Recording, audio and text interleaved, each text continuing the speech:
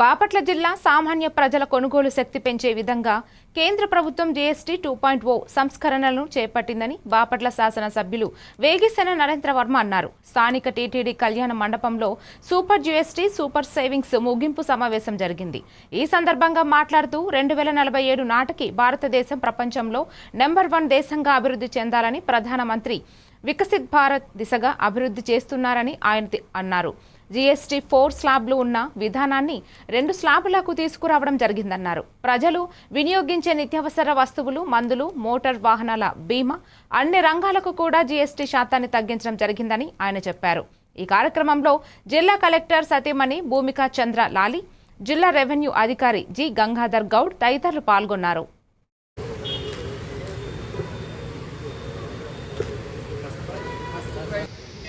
Prime minister of India,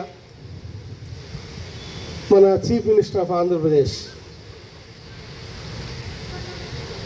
ఎన్నో సంస్కరణలు తీసుకొస్తూ మన రాష్ట్రాన్ని దేశంలోనే నెంబర్ 1గా చెయ్యాలి అని ఒక కంకణం కట్టుకుని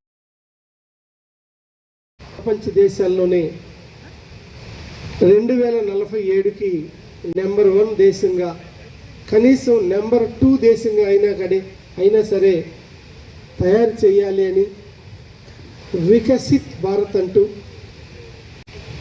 నరేంద్ర మోడీ గారు మన భారతదేశ ప్రజల కోసం గత ప్రభుత్వంలో గత 15 ఏళ్ళ నుంచి ఉన్న ప్రభుత్వం, సెంట్రల్ గవర్నమెంట్ ఒకే ప్రభుత్వం ఉంది, ఎన్నో సంస్కరణలు తీసుకొచ్చారు. అందులో భాగంగా సేల్ ట్యాక్స్లు ఎన్నో